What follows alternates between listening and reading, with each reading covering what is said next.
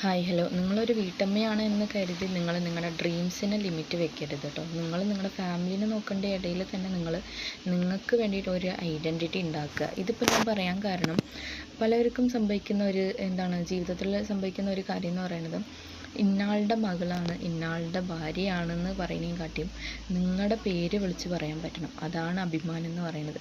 എന്നെ സംബന്ധിച്ചും എൻ്റെ ജീവിതത്തിലും ആ ഒരു കാര്യം നടന്നിട്ടുണ്ട് കേട്ടോ.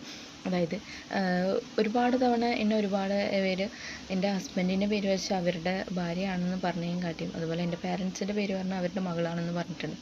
പക്ഷേ ഒരിക്കലും ഞാനത് ആഗ്രഹിച്ചിട്ടുണ്ടായിരുന്നില്ല. പക്ഷേ എൻ്റെ മനസ്സിലുണ്ട്, അതായത് എനിക്കെന്ന് പറഞ്ഞ ഒരു ഐഡൻറ്റിറ്റി എനിക്ക് ഉണ്ടാക്കണമെന്ന്. അപ്പോൾ അൽഹംദുലില്ലാഹ് എനിക്ക് ആ ഒരു ഐഡൻറ്റിറ്റി ഉണ്ടാക്കാൻ പറ്റി. ഇന്ന് എന്നെ കാണുന്നവരെല്ലാവരും എൻ്റെ പേര് വിളിച്ച് മാത്രമേ എൻ്റെ അടുത്ത് സംസാരിക്കത്തുള്ളൂ. കാരണം എന്താണെന്ന് അറിയുമോ, ഞാൻ എൻ്റെ സ്വന്തം അധ്വാനത്തിൽ ജീവിക്കാൻ പഠിച്ചപ്പോഴാണ് എനിക്കൊരു ഐഡൻറ്റിറ്റി ഉണ്ടായത്. എനിക്കൊരു അതായത് ഫ്രീഡം കിട്ടിയതും ഒന്നാമത്തെ കാര്യം. അപ്പോൾ മനസ്സിനുള്ളിൽ ആഗ്രഹം വെച്ചിട്ട് പുറത്ത് അതുപോലെ അത് നടക്കണം എന്നല്ല, ആ ഒരു ആഗ്രഹത്തിന് വേണ്ടിയിട്ട് നമ്മൾ ആദ്യത്തെ സ്റ്റെപ്പ് എടുത്ത് വയ്ക്കുക. അതാണ് നമ്മുടെ ജീവിതത്തിൽ ഏറ്റവും വിലമതിക്കാൻ പറ്റാത്ത ഒരു പൊക്കിഷൻ എന്ന് പറയും.